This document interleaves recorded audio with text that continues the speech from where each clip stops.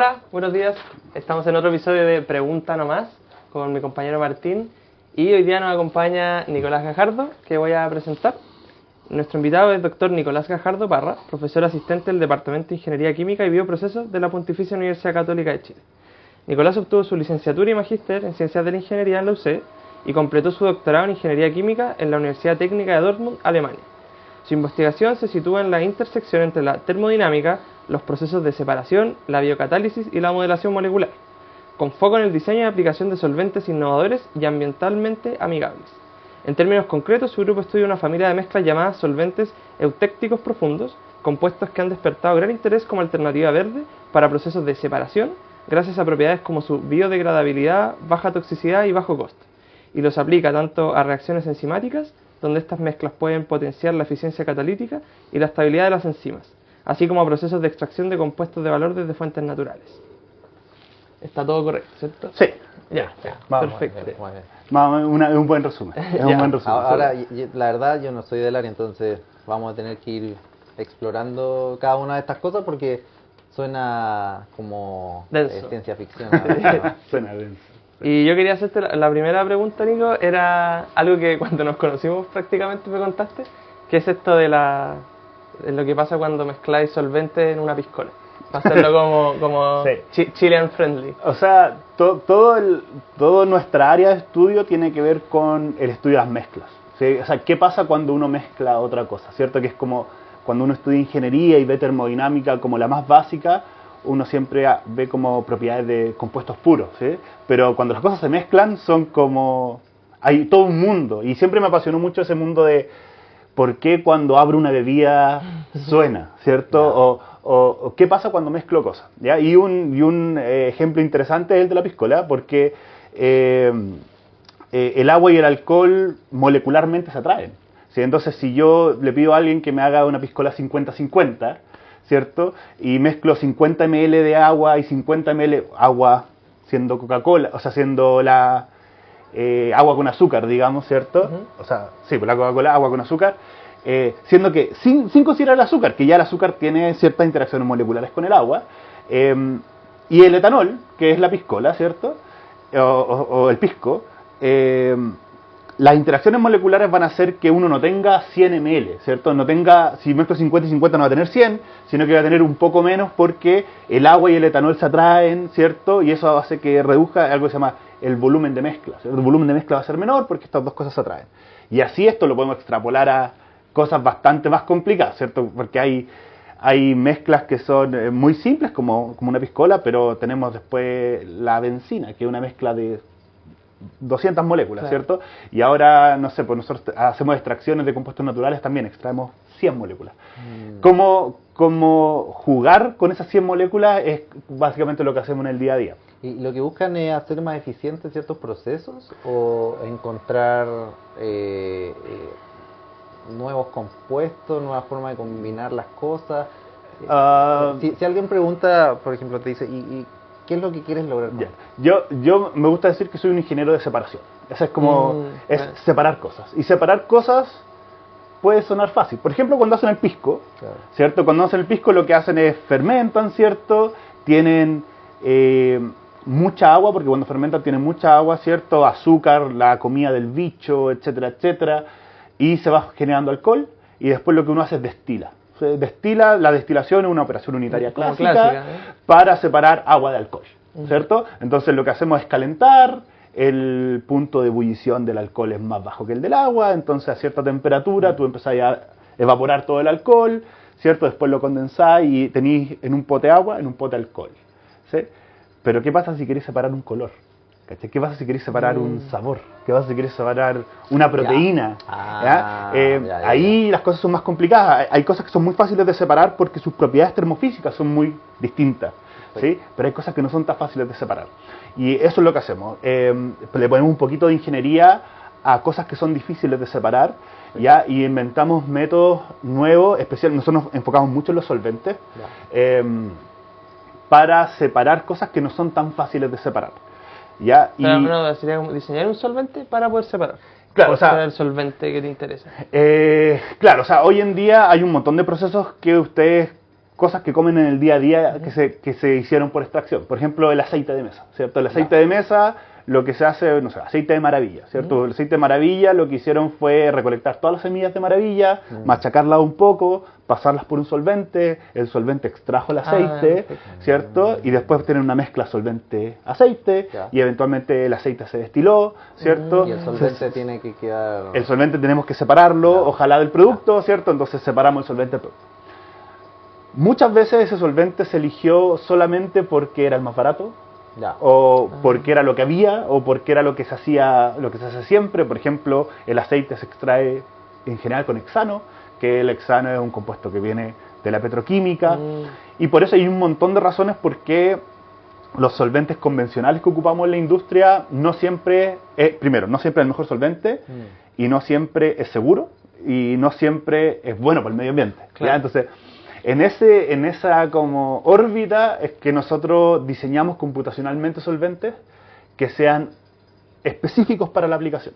Está bueno eso porque computacionalmente implica modelar, pero ¿a qué nivel? ¿A qué nivel de proceso ustedes tienen que modelar? Buena pregunta. Es buena pregunta. Nosotros, bueno, de base somos termodinámicos, entonces es una modelación termodinámica, ya donde nosotros atacamos ciertas propiedades específicas, ya dependiendo de lo que queramos buscar. Por ejemplo, que una cosa se disuelva en otra, es lo típico de qué es un solvente. Quizás es la primera pregunta. Sí. ¿Qué es un solvente? Un solvente es un líquido que disuelve un soluto.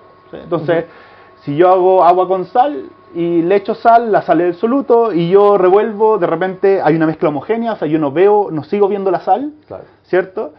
Y yo revuelvo y voy a tener agua con sal, que es un nuevo compuesto, ¿cierto? Que en verdad es una mezcla, ¿sí? Porque la sal no reacciona con el agua, sencillamente se disuelve, ¿sí? No hay un nuevo compuesto, ¿ya? El solvente es solamente un carrier de este soluto, ¿sí?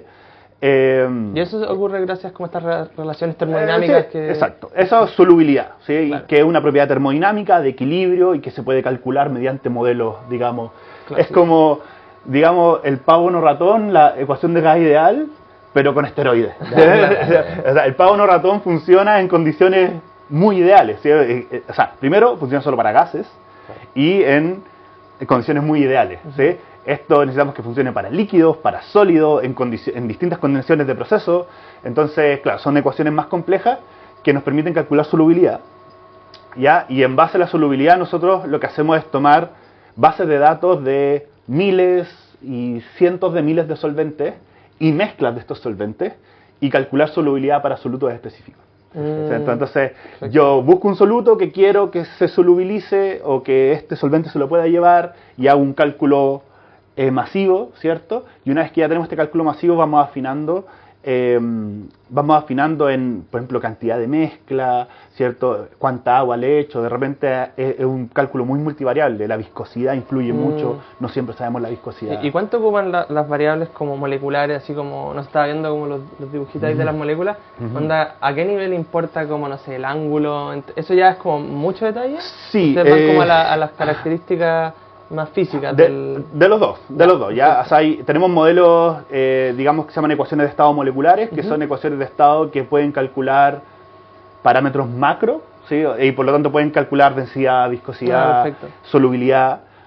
Y también últimamente, bueno, después de mi doctorado me especialicé en otra cosa que se llama Molecular Dynamics, que ahí sí vamos a, por ejemplo, ¿qué pasó con el puente de hidrógeno? ¿Por qué se dobló esta molécula para acá? Y quizás, ¿por qué esta molécula se dobló para allá? Es que es mejor la solubilidad. Entonces empezamos a buscar moléculas que hagan lo mismo.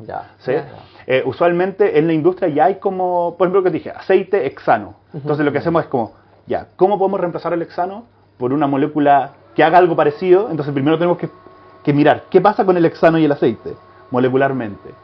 Y después buscamos un solvente que haga algo parecido. Y cuando dicen molecularmente, ¿qué tipo de pruebas hacen para evaluar eso? O sea, en general hay dinámica molecular. O sea, esa es computacionalmente a nivel, no es cuántico, es un nivel más arriba de que cuántico. Vemos, se llama all atoms. O sea, vemos cada molécula átomo a átomo. ¿Y cómo hacen eso? con un set de ecuaciones, digamos. Ya. Sí, se resuelven Ajustan se resuelven las fuerzas de Newton entre cada átomo, ¿cierto? En un espacio de tiempo. Se hace una cajita, uno mete moléculas dentro, y te ¿cierto? dan los valores de salida que son los que a ti te interesan. Claro, las trayectorias, que es como cómo se mueven en el espacio, cómo vibran estas moléculas, y después en base a eso uno saca estadísticas, ¿cierto? Y más o menos intenta entender el comportamiento de la molécula en base a eso. Ya. Bueno, ahora vamos a ver el laboratorio de acá, vamos a ver los experimentos que están corriendo. Así que Nico, cuéntanos qué tenemos acá. Ya, ahora estamos trabajando con una hierba tradicional mapuche que se llama palo negro, ¿ya? Es una hierba que tiene algunas propiedades más que medicinales, anticancerígenas, bien demostradas, pero casi todos los extractos se han hecho con agua y con etanol, así que ahora estamos probando distintas cosas. En el otro lab están preparando ahora todo el screening computacional, bien largo, ¿cierto? De saber qué, pero lo primero que hacemos, y esto es lo primero de los primeros, es probar con agua y con etanol, así como el resto, para tener como nuestro benchmark, ¿cierto? Entonces aquí lo que hicieran las chiquillas, que esto lo están haciendo investigadoras de pregrado, es hacer una con agua, ¿cierto? Entonces lo que hacemos acá es sencillamente poner algo así como 1 gramo de la hierba, ¿cierto? Y 30 gramos de agua, o 30 gramos del solvente. ¿Por qué veis que este tiene más que este? Porque ponemos 30 gramos, y 30 gramos de agua es distinto a 30 gramos de etanol en volumen. Tienen densidades muy distintas, claro, ¿cierto? El etanol es menos denso y por lo tanto hay más volumen en la misma cantidad de masa, ¿sí? Y mezclas. Esta es una mezcla. Esto tiene 50 agua, 50 de etanol, ¿sí? Lo que hacemos es dejar esto a temperatura, en este caso 30 grados, pero este equipo puede ir hasta 100 grados, y agitando por un día, más o menos, ¿cierto? Las muestras primero las liofilizamos en ese equipo de allá. Eso de ahí un liofilizador. ¿Qué es eso? Para pensar en la liofilización, a mí me gusta decir como que ¿qué pasa cuando yo tomo agua y la caliento a 100 grados Celsius? Se evapora, ¿cierto? Claro. Se evapora. ¿Y qué pasa si yo tomo, por ejemplo, el gas licuado, el de sus casas? Es gas que está en fase líquida. O sea, está líquido dentro del balón de gas. Presión. Por presión, ¿cierto? Entonces, ¿qué pasa si yo hiciera lo contrario? ¿Qué pasa si yo a algo le saco la presión? Entonces, lo líquido puede pasar a gas, ¿sí? Y la liofilización es eso, es un secado a baja temperatura. Yo pongo algo, saco la presión y hago que el agua que está líquida dentro del alimento o de la matriz en general se evapore debido a la presión. Entonces tenemos una bomba, la bomba de ahí azul, que es de vacío, es gigante, ¿cierto? Que hace algo así como 10 a la menos 6 bar de vacío dentro para sacar el agua. Entonces sacamos eso, después tenemos esto, lo filtramos, después lo filtramos, lo centrifugamos, solo para que nos quede solo el líquido, ¿sí? Y después de ese extracto le hacemos pruebas. Vamos para allá. Ya, perfecto. Este lab es donde hacemos pruebas de bioactividad y capacidad antioxidante de los extractos. ¿Ya? Son como las propiedades más macro que uno puede medir, que primero es una que se llama cantidad de polifenoles totales. Los polifenoles son estas moléculas bioactivas, antioxidantes, ¿cierto? Que pueden ayudar. Entonces nosotros calculamos un valor macro de cuántos polifenoles hay. Y lo segundo es calcular la capacidad antioxidante del extracto, que son típicas cosas. Esto lo hacemos en este equipo que se llama un lector de microplacas. Lo que se mide son estas cosas de acá, ¿cierto? Y lo que uno hace en general son test colorimétricos, ¿sí? Entonces, al extracto le agregamos un colorante, ¿sí? Y a ese colorante además le agregamos un catalizador, ¿sí? Entonces se genera una reacción y en base a cuánto antioxidante hay o a cuánto polifenol hay, cambia de color, ¿cierto? Y después tomamos esa placa y la metemos en este equipo que hace un experimento, o sea, Una medición de espectrofotometría, ¿sí? por luz UV o por fluorescencia. Este hace los dos, ¿ya? Entonces, en base a cómo cambia el color, uno puede hacer una curva de calibración y saber cuánto cambió la concentración y así saber cuánta capacidad antioxidante hay o cuánto polifenoles hay, ¿sí? Y lo otro que medimos también acá son bioactividades enzimáticas, ¿ya? Tenemos como mapeadas un par de enzimas que se atribuyen a ciertas propiedades en el cuerpo. Por ejemplo, hay una que se llama alfa-glucosidasa, que tiene que ver con la capacidad del cuerpo de asimilar o no la insulina, ¿sí? Entonces, por ejemplo, la metformina genera algo en la alfa-glucosidasa, que si el extracto generara lo mismo, ¿cierto? Podríamos combatir la insulina de la misma manera con el extracto que con el remedio. Entonces lo que hacemos acá es hacer esas pruebas enzimáticas también, ¿sí? Medir cómo los extractos inhiben o mejoran el funcionamiento de ciertas enzimas, y ahí tenemos algunas para enfermedades del sistema nervioso central, tenemos algunas para dermatitis, tenemos gastrointestinales, Helicobacter pylori, tenemos estas de glución, que es alfa-glucosidasa y beta-amilasa. Oye, ¿y cómo miden como la capacidad catalítica de estas enzimas? ¿También por color? No. Ah, Ahí depende mucho de la enzima, pero en general lo que hacemos es buscar sustratos y productos que la enzima catalice, que absorban luz, ¿cierto? Entonces lo que hacemos es medir la aparición o desaparición de sustrato o producto, ¿cierto?, que absorben esta cantidad de luz. Entonces así medimos, digamos, la velocidad de reacción. Y eso es lo que comparamos con extracto y sin extracto, es cuál es la velocidad de reacción de la enzima. Sí. Súper, bacán. Bueno. O sea, no es vino, es extracto de orujo. ¿Sí? Perfecto. El extracto de orujo tiene unas moléculas que se llaman antocianinas, que son las que en verdad tarjeteamos, que son bioactivas, o sea, tienen capacidad antioxidante, pero además son buenos colorantes. Sí. Entonces tú podías ocuparlos derechamente como un colorante bioactivo, ¿cachai? No sé qué más tenemos por acá. Por ejemplo, fíjate acá, esto es típico de un solvente que no nos quedó muy estable. Entonces, ¿tú crees que el solvente... pero no tanto. No, extrajo, pero después como que cristalizó o pasó a una fase más sólida. El mismo solvente, solito. ¿Cachai? Entonces eso es algo que tampoco no es deseable, ¿cachai? Como que, eso. y esto es algo que nos preguntan harto cuando mandamos paper, es como, oye, pero la solución es estable, onda, vieron después de un mes y seguía ahí todo, y de repente... ¿Eso se puede calcular? Es complicado, sí. Porque este también, ¿cachai? Como que se gelificó. Y bueno, aquí parece que bueno, supongo que este es como el basurero. Sí, pues el cementerio. ¿Sí? El cementerio, ¿cachai? Aquí también hay otro que emulsionó. ¿Cachai? Que la emulsión es distinto, es como una fase...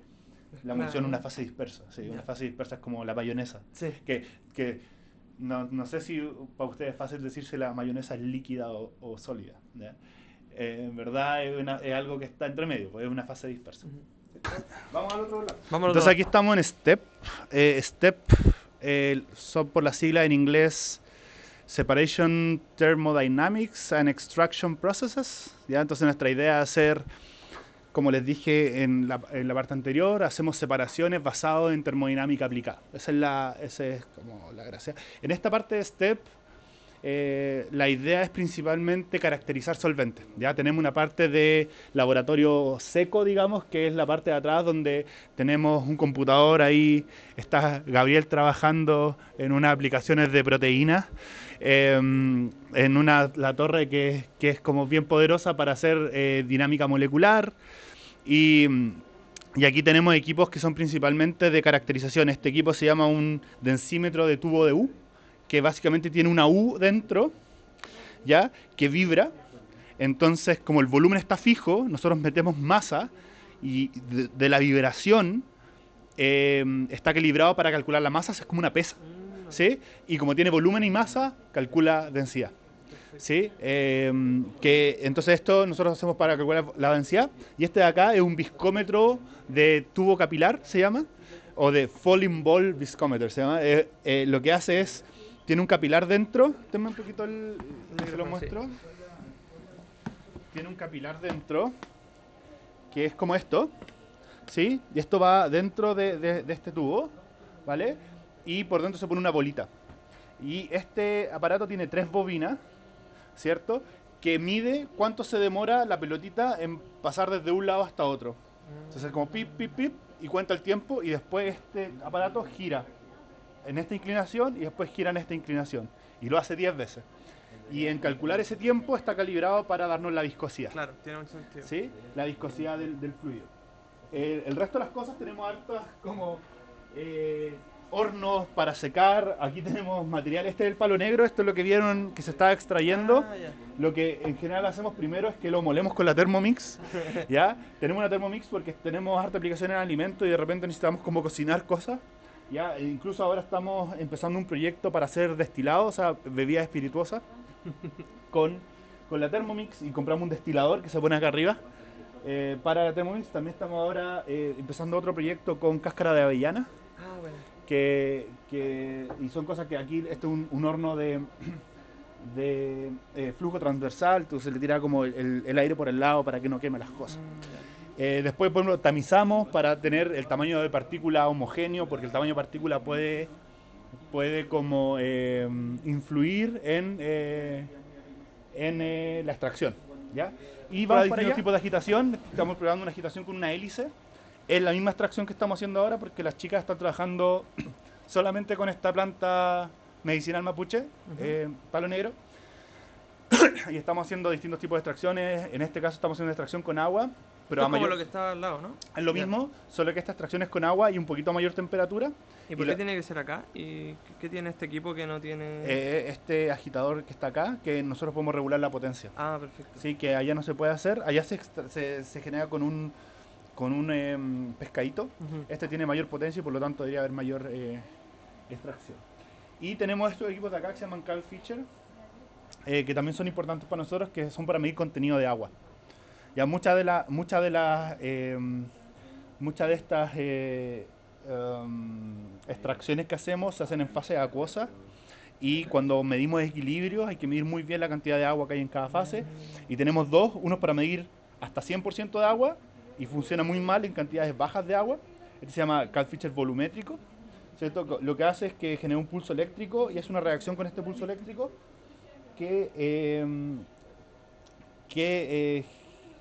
con un solvente, y está calibrado para medir cuánta energía consume.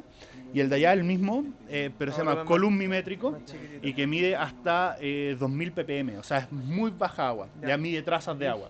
Eso sobre todo cuando tenemos un solvente que es muy hidrofóbico. Claro. Una de las fases tiene muy poca agua, y eso los medimos ahí, ¿cierto? Entonces caracterizamos completamente este de acá. Y estos equipos como que todos requieren estos reactivos, ¿no? Que están acá, ¿no? Sí, porque todos funcionan en base a alguna reacción. Ya, ¿sí? perfecto. Y este de acá, por ejemplo, es para medir viscosidad y densidad, lo mismo que allá, pero ahora a alta presión.